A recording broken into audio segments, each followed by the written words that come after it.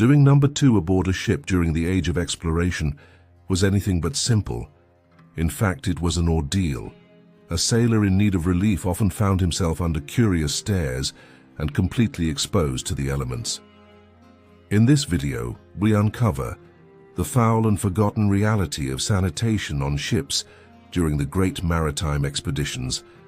Sailors of the 15th and 16th centuries endured endless journeys with absolutely no sanitary comfort. Instead of toilets, they relied on crude holes carved into the bow of the ship, the front part facing the sea. These were known as heads, a nautical term still in use today. These makeshift toilets had no walls, no shelter, and no privacy. Using them during storms posed real dangers, as one misstep could mean falling overboard.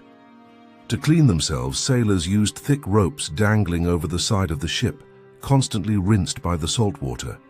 The experience was so unpleasant that many improvised with pots, buckets, or even used the stairs to the lower deck, especially in rough seas.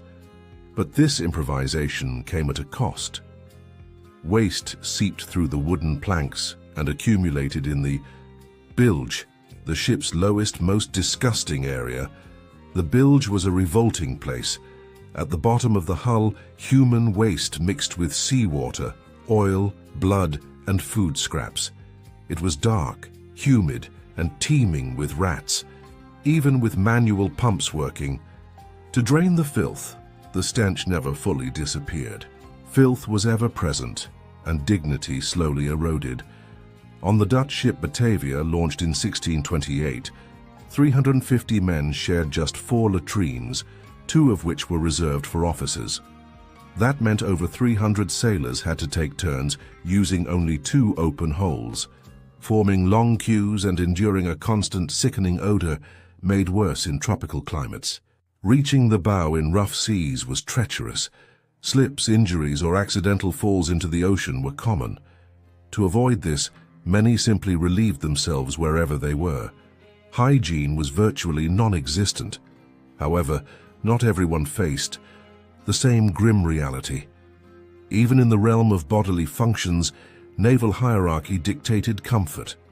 While common sailors balanced over open holes, officers had access to better facilities located at the stern, the back of the ship, which was more stable. These officer toilets, inspired by medieval garderobes, were built onto the ship's side and featured rudimentary seats and partial shelter. Over time, side galleries, extended balconies, were added to accommodate larger, more private toilets for captains and high-ranking passengers. By the 16th century, round houses appeared, small cabins near the bow designated for sick or low-ranking officers. These offered only minor improvements, some privacy but still exposed to the sea. This glaring sanitation inequality mirrored the rigid social order aboard. Even in the most basic of human needs, status determined how and where one could relieve themselves. Officers enjoyed safety and seclusion, while ordinary seamen endured risk, exposure, and degradation.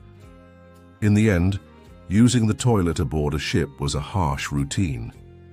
The smell seeped into the wooden boards, fabric, and air. Discomfort was constant.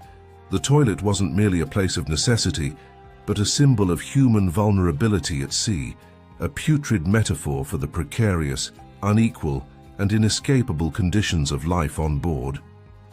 Theoretically, there were sanitation rules on ships during the age of exploration. In practice, survival ruled everything. The number of crew members far exceeded the available space for relieving themselves. Cold, exhaustion, and fear made the trip to the head a dangerous mission, especially at night with wet and slippery decks. On warships, the situation was even more chaotic. Multi-hold platforms were installed, but still couldn't meet demand. Sailors urinated wherever they could, between ropes in corners or against walls, an act they called offenses against decorum. Daily emergency cleanings were routine, yet the odor never left. Grotesque yet practical solutions emerged. Wooden or lead funnels, known as relief tubes, were built to funnel urine directly into the ocean.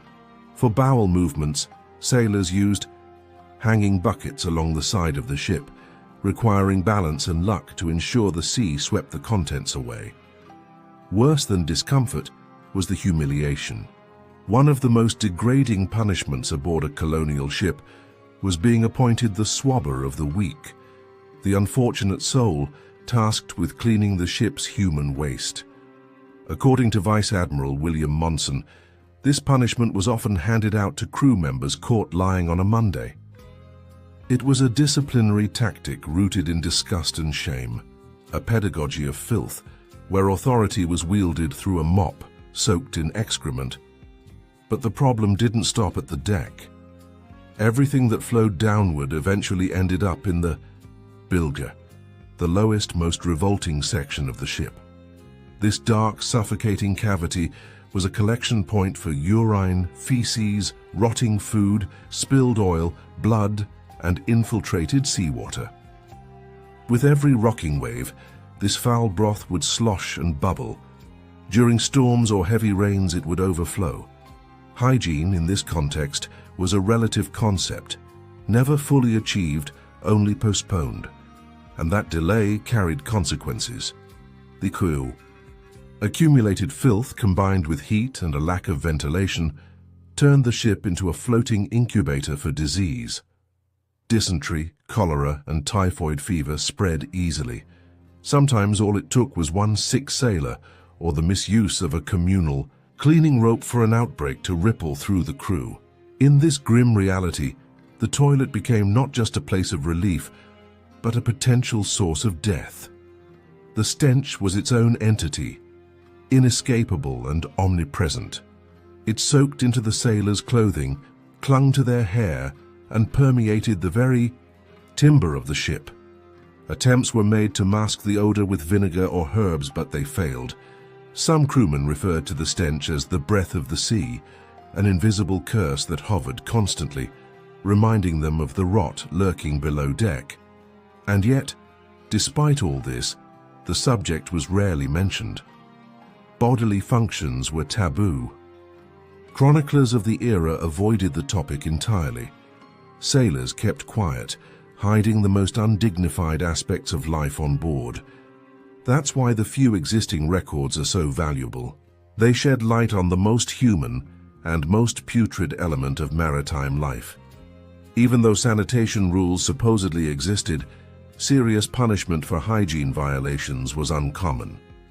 With hundreds of men vying for just a few waste holes, chaos reigned, and everyone knew it. No one wanted to be near the toilet, yet eventually everyone had to go. Today, the age of exploration is romanticized, heroic men chasing stars across uncharted waters, but such depictions overlook an essential truth. The toilet was not merely a functional necessity. It stood as a symbol of vulnerability, inequality, and the harshness of life at sea. Behind every soiled bucket, every salt-wet rope, every festering bilge, lay a reality that could not be denied. The sea may have been majestic, but the toilet was unavoidable. And if you've made it this far, perhaps you've gained a new appreciation for the gritty, unfiltered truth behind those glorious voyages. Every drop of history has its stench, and the lives of these sailors were lived in constant contact with that reality. Next time you see a painting of a ship gliding under the stars, remember, just below deck, someone was holding their breath, gripping a rope, and praying they wouldn't slip into the darkness below, because while the heavens guided their path, the filth beneath their feet told a different story. A story not of heroism, but of survival. Enjoyed this voyage through the overlooked corners of history? Then hit the like button, share this video with fellow history buffs, and subscribe to the channel so you don't miss the next journey through time. Your support helps keep this ship afloat and helps us continue uncovering the truth